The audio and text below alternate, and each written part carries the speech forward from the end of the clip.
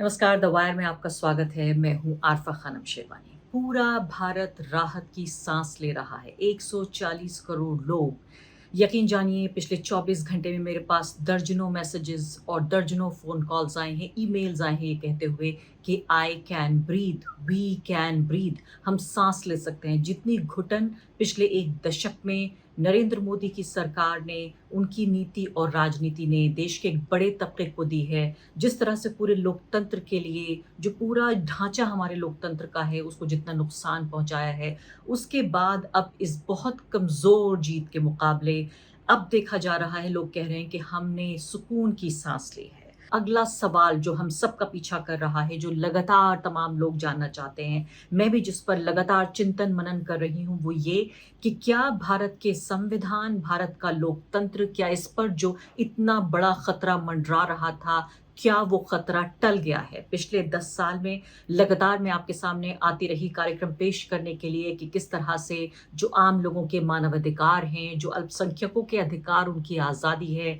जो हमारे देश में पत्रकार हैं, पत्रकारों की और प्रेस की जो आज़ादी है, इसके अलावा तमाम जो तथाकथित निचली जातियों के लोग हैं या दलित और आदिवासी समूहों से आने वाले लोग हैं, किसान हैं, मज़दूर हैं, उन सब के अधिकारों पर जिस तरह से कुचला गया है और अब 10 साल के बाद अगर फिर से अब की बार 400 पार और 400 नहीं बल्कि 350 या 300 सीटों के साथ भी अगर बीजेपी आती सत्ता में वापस, तो क्या वो संविधान बदलने की कोशिश नहीं करती? सवाल यहाँ सबसे बड़ा जो हमारे सामने मुँह बाए खड़ा है वो ये कि क्या भारत में पिछले 10 साल का जो इतिहास नरेंद्र मोदी का देखा जाए, अगर नरेंद्र मोदी 3.0 अगर आते हैं वो चुनकर दोबारा तीसरी बार अगर प्रधानमंत्री बनते हैं, तो क्या ये माना जाए कि भारत में जो तानाशाही रूल है, तानाशाही शासन है, वो स्थापित हो जाएगा?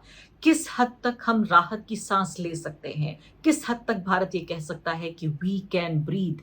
कितनी राहत की सांस हम ले सकते हैं? ये सवाल हमारे सामने लगातार बना हुआ है। जब भी ये बनती है सरकार, जब भी नए प्रधानमंत्री या पुराने प्रधानमंत्री ही शपथ ग्रहण करते हैं, तो पूरे तरीके से ये सवाल हमारा बार-बार पीछा कर रहा है। मैं कहती हूँ कि इस सवाल का जवाब छिपा है इस पूरी जो आकलन है वो इसमें कि ये चुनाव लड़ा कैसे गया और ये चुनाव जीता या हारा कैसे गया। पहली बात तो यहाँ ये कहना भी शायद बहुत ज़्यादा दुरुस्त ही होगा ये कहना कि ये 3.0 नहीं है, नरेंद्र मोदी का तीसरा कार्यकाल नहीं, बल्कि एक छोटे ढाई नरेंद्र मोदी, 3 नहीं, ढाई नरेंद्र मोदी, उनका कद छोटा हो गया है। इंडियन एक्सप्रेस की हेडलाइन थी कि मैंडेट मिला एनडीए को, लेकिन नरेंद्र मोदी को संदेश मिला। नरेंद्र मोदी को संदेश न सिर्फ कि उनको मिला, बल्कि मैं कहूँगी पूरे विपक्ष को ये संदेश मिला है, जो भी पार्टियाँ सत्ता में रहीं और सत्ता के बाहर रहीं, यानी जिन्होंने भी चुनाव लड़ा उनको ये संदेश मिला है कि आप भारत के संविधान और भारत के लोकतंत्र के साथ, भारत के लोगों के अधिकारों और उनकी आज़ादी के साथ आप खिलवाड़ नहीं कर सकते। ये अभी के लिए नहीं, अगले न जाने कितने दशकों के लिए संदेश मिल गया है। अब मैं वापस जाती हूँ कि ये क्या गारंटी है कि नरेंद्र मोदी जो एक गठबंधन सरकार बनाएँगे, अब अगर बनाई उन्होंने ये सरकार तो देश से तानाशाही खत्म हो जाएगी। कैसे हम ले सकते हैं राहत की सांस? ये मैं आपको बताने जा रही हूँ कि ये चुनाव लड़ा कैसे गया। अब पूरे 6 हफ्ते का हिसाब-किताब मैं आपके सामने दूँगी। मैं सोशल मीडिया पे देख रही थी, कहा जा रहा था, मुझसे बार-बार ट्रोल करके लोग कह रहे थे कि 2014 में कहा जा रहा था कि स मोदी ने कहा सबका साथ, 2019 में कहा सबका विश्वास और 2024 में नरेंद्र मोदी जीतेंगे तो होगा सबका हिसाब।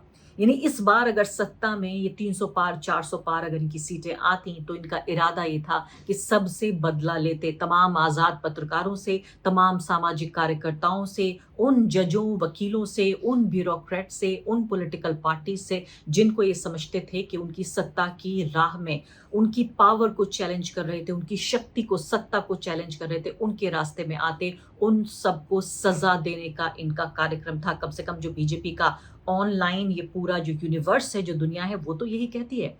अब मैं आपको बता रही हूँ कि पूरे 6 हफ्ते के दौरान अगर एक एजेंडा नरेंद्र मोदी, बीजेपी और उनके तमाम जो सहयोगी हैं, उनका रहा, वो था भारत के मुसलमानों के खिलाफ कैंपेन चलाना। उन्होंने मंगलसूत्र से लेकर, मटन से लेकर, मछली से लेकर, कब्रिस्तान, शमशान, आपकी भैंस खोलेंगे, पूरे तरीके से ये बताया कि सिर्फ अकेले भारतीय और अकेले हिंदू नरेंद्र मोदी हैं, उनकी पार्टी बीजेपी है। बाकी कांग्रेस पार्टी मुसलमानों की पार्टी है, ईसाइयों की पार्टी है, पाकिस्तानी पार्टी है और इनके जितने भी जो सहयोगी हैं इंडिया अलायंस के, उनको इंडी अलायंस, उनको चिढ़ाने के लिए, बुली करने के लिए कहा जाता था, मज़ाक उड़ाने के लिए इंडी अलायंस। और आप जानते हैं कि पूरा ये जो दरबारी मीडिया था, वो भी इसको इंडी अलायंस कहता था। ये बताया गया था कि देशद्रोही और हिंदुओं के विरोधी ये पार्टी है। लेकिन जिस तरह से ये पूरा इलेक्शन का कैंपेन आगे बढ़ता चला गया, नरेंद्र मोदी के चेहरे की चमक फीकी पड़ती चली गई। आवाज़ उनकी ऐसा लगा कि दीवार पे खुरच रहे हैं वो। खुरचते हुए आवाज़ पे उनकी ये दीवार पे नाखून जो खुरचता है आदमी, बिल्कुल इस तरह से खंबा नोचने जैसी उनकी तमाम तकरीरें और तमाम स्पीच में बदल गई। ज़मीन पर जो मैसेज गया उसको समझना ज़रूरी है। इसके बाद मैं आऊँगी कि इस चुनाव का जो संदेश है वो क्या है। पहले इस पूरी चुनावी प्रक्रिया को समझ लेते हैं, ये जानने के लिए कि क्या भारत में तानाशाही का अंत हो गया है। क्या जो खतरा भारत के भविष्य पर, भारत के लोकतांत्रिक भविष्य पे मंडरा रहा था कि भारत एक लोकतंत्र रहेगा या नहीं, धर्मनिरपेक्ष लोकतंत्र रहेगा नहीं, भारत में यहाँ मुसलमानों के, आदिवासियों के, ईसाइयों के, किसानों, मजदूरों के अधिकार सुरक्षित रहेंगे या नहीं, ये सब जानने के लिए ये बहुत ज़रूरी है इस पूरी प्रक्रिया को समझना। एक फेज़ का चुनाव हो गया, दूसरे फेज़ एक फेज़ के चुनाव में ज़्यादा अंदाज़ा नहीं हुआ। उसमें तब तक भी ये लग रहा था कि मोदी बहुत मज़बूत हैं और अब की बार 400 पार ले ही आएँगे, अपने दम पर सरकार बना लेंगे। एक फेज़ के बाद जब दूसरे फेज़ में ये चुनाव आने लगा, तब उत्तर प्रदेश से ख़ासकर जिस तरह की आवाज़ें आईं, उसने चौंका दिया मेरे जैसे पत्रकारों को, उसने चौंका दिया विपक्ष को भी, जो जिसको ये अंदाज़ा नहीं था कि वो वाक़ई इतना अच्छा चुनाव लड़ सकता था। जिसको वो चीख रहा था, चिल्ला रहा था, कह रहा था कि नरेंद्र मोदी के अंतर्गत, उनके अंडर ये जो भारत है, हमारा देश, हमारा प्यारा देश, जिसको हमने इतनी मेहनत से, इस लोकतंत्र को हमने अर्जित किया है, उसको तबाह कर देंगे ये लोग, उसको तबाह कर रहे हैं ये लोग, ये कहने की ज़रूरत नहीं थी। लेकिन जब भाजपा के खुद के नेता लगातार ये कहने लगे कि हमें 400 सीट दीजिए ताकि हम संविधान बदल देंगे, यही वो एक कमज़ोर कड़ी थी, कमज़ोर पल था, जब ये पूरा मैसेज जो कमज़ोर तबके हैं भारत के समाज के, उनमें घर कर गया कि अगर इनको 400 सीटें दे दी, तो ये संविधान बदल देंगे, आरक्षण ख़त्म कर देंगे, हमारी आज़ादी ख़त्म हो जाएगी, हमारे अधिकार कम हो जाएँगे। इस सब का मुकाबला, यानी कि मंदिर का मुकाबला, मोदी का मुकाबला, हिंदुत्व का मुकाबला, बहुसंख्यकवाद की राजनीति का मुकाबला, बुलडोज़र पॉलिटिक्स का मुकाबला, मुस्लिम विरोधी पॉलिटिक्स का मुकाबला, ईसाई विरोधी, सिख विरोधी, कमज़ोर तबकों के विरोधी, ये पूरी जो सियासत थी उसका मुकाबला हुआ संविधान से। वो संविधान जो एक तरह से एक आम नागरिक के हाथ में हथियार भी है और हाँ, आम नागरिक की ढाल भी है। जब ये खबर पहुंची सड़क पर, ज़मीन पर, तो ये समझ लिए पूरा चुनाव पलटने लगा। और आप अच्छे तरीके से जानते हैं पूरे उत्तर प्रदेश में जिस तरह का, मैं कहूँगी 440 वोल्ट का जो झटका लगाया है, वो उत्तर प्रदेश जो नरेंद्र मोदी को लेके आया था, वही नरेंद्र मोदी को उत्तर प्रदेश वापस लेके जाएगा। इसने पूरे तरीके से इस पूरे चुनाव को बदलना शुरू कर दिया।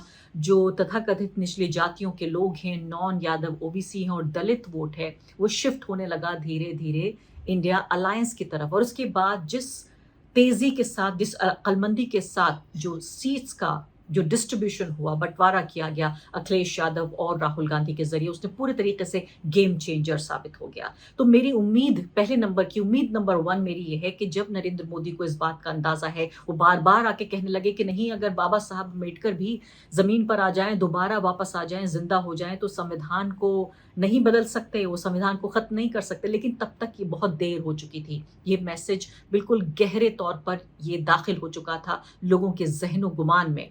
तो इसलिए मेरी उम्मीद नंबर 1 ये है कि संविधान पर खतरा, मुझे लगता है, टल गया है, क्योंकि नरेंद्र मोदी को पता है कि इसी खतरे की बुनियाद पर वो पूरा चुनाव हार गए हैं।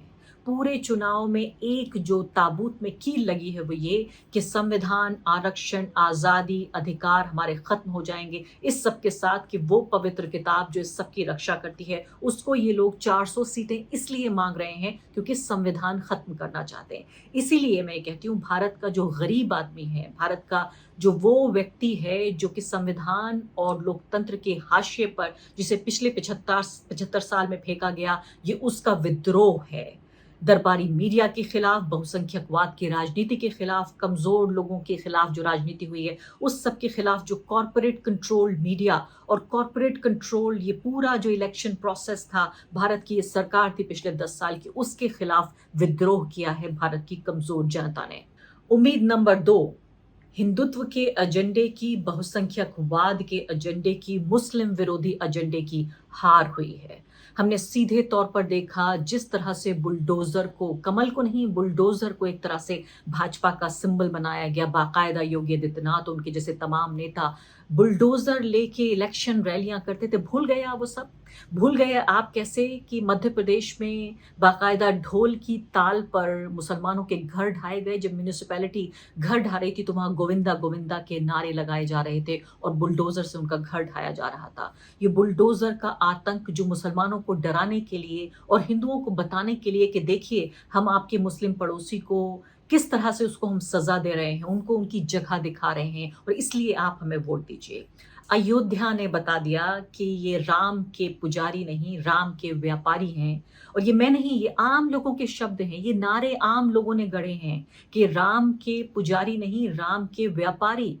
अयोध्या शहर में जब भाजपा हार गई, एक दलित उम्मीदवार, समाजवादी पार्टी के एक दलित उम्मीदवार के हाथों, यानी आप ये समझिए कि जो जो मंदिर है उसके पास का, राम मंदिर के पास का जो बूथ है, वहां तक भी जब भाजपा को वोट नहीं मिले, तो इस सीधे तौर पे पता चलता है कि ये हिंदुत्व की, मुस्लिम विरोधी राजनीति की, बहुसंख्यकवादी राजनीति की, भारत विरोधी राजनीति की ये बड़ी हार है। तो मुझे ये उम्मीद नंबर 2 ये है कि भारत में अब अच्छे दिन आने वाले हैं, क्योंकि संविधान के दिन, धर्मनिरपेक्षता के दिन बेहतर दिन आने वाले हैं। ये मेरी उम्मीद नंबर 2 है कि इन सब चीजों की हार हुई है। तीसरी बड़ी बात कि क्यों तानाशाही की हार माना जा रहा है, नरेंद्र मोदी जो पिछली बार 4,75,000 वोटों से जीते थे बनारस से, उसी जगह से, उसी कंस्टिट्यूएंसी से आज सिर्फ उनका मार्जिन घट के सिर्फ 1.5 लाख हो गया। ये इतना अपमानजनक है इतने बड़े नेता के लिए कि मुझे अफ़सोस हो रहा है। इसमें और हार में कोई फ़र्क नहीं है, इस जीत में और हार में कोई फ़र्क नहीं है। एक ऐसा व्यक्ति जो अपने दम पर पूरे देश पर राज कर रहा था, जिसके चेहरे पर वोट डाले जाते थे, वो व्यक्ति जिसको आप सुबह अखबार पढ़िए, टीवी देखिए, राशन घर मँगाइए, गैस मँगाइए, कोविड का सर्टिफ़िकेट, जहाँ जाइए आप सिर्फ मोदी ही मोदी हैं, उन्हीं के दर्शन होते हैं। एयरपोर्ट चले जाइए, बाज़ार चले जाइए, रेलवे स्टेशन चले जाइए, बस स्टैंड चले जाइए, ऑटो रिक्शा, वो लोगों के घरों पर, हम मोदी का परिवार, कहीं भी आपको इजाजत नहीं थी कि आप उस चेहरे को ना देखें। एक ऐसा व्यक्ति जिसकी फेस वैल्यू इतनी हाई हो, उस व्यक्ति को अगर इतने कम वोट मिले हैं, तो मैंने कहा कि बड़ी शर्मिंदगी की बात है कि इस तरह से अपमानित किया गया, जीत और हार का पूरा फासला ही खत्म कर दिया गया। दूसरी तरफ आप ये देखिए, अमेठी में स्मृति ईरानी, उनका अहंकार आपको याद है, यानी सामाजिक कार्यकर्ताओं से लेके पत्रकारों तक से उनका जो रवैया था, कोविड के दौरान जब वो लगातार जो पूरा जो वो दौर रहा, उसमें किस तरह से उन्होंने लोगों को ह्यूमिलिएट किया, अपमानित किया। राहुल गांधी के लिए जिस तरह की वो बातें कहती रही, उनके सारे बयान मैं आपको याद दिलाना चाहती हूँ। स्मृति ईरानी को कांग्रेस पार्टी के एक कार्यकर्ता ने हरा दिया। उसके लिए किसी राहुल गांधी की जरूरत नहीं पड़ी, किसी प्रियंका गांधी की जरूरत नहीं पड़ी। एक सिर्फ शर्मा जी ने, कांग्रेस पार्टी के एक छोटे से कार्यकर्ता ने उन्हें हरा दिया, और हराया वो भी इस तरह से हराया। तो इस चुनाव में हार बहुसंख्यकवाद की हुई है, धर्म पर आधारित राजनीति की हुई है, लेकिन सबसे बड़ी बात अहंकार की हार हुई है। तो इसलिए मैं, जो मेरी उम्मीद नंबर 2 है वो ये कि बहुसंख्यकवाद की और मुस्लिम विरोधी तानाशाही राजनीति की जो वापसी, मैं कहूँगी, मैं नहीं मानती कि वापसी होगी और ये आगे बढ़ेगा। ये उम्मीद नंबर 2 है, इसलिए क्योंकि अहंकार की हार हुई है। ये बहुत महत्वपूर्ण बात है कि अहंकार की हार, चाहे वो नरेंद्र मोदी का अहंकार हो, स्मृति ईरानी का अधिकार हो, नरेंद्र मोदी के वो दर्जन भर मंत्री जिन्होंने जो चुनाव हारे हैं, चाहे उनका अहंकार हो, मेरा ये मानना है कि ये अच्छे दिन आने वाले हैं। उम्मीद नंबर 3, ये इतना जो ब्रूटल मैंडेट होता है, ये जिस तरह से इतना बड़ा जनादेश दिया जाता है, जिससे हमारी अदालतें, हमारी मीडिया, हमारी तमाम जांच एजेंसियां ये खौफ में आ जाती हैं और सत्ता की गुलाम बन जाती हैं। ये भूल जाते हैं कि इनकी जो जवाबदेही है वो अपने राजनीतिक हुक्मरानों की तरफ नहीं है, सियासी हुक्मरानों की तरफ नहीं है। इनकी जो जवाबदेही है वो है सिर्फ और सिर्फ भारत के संविधान और भारत की जनता के प्रति।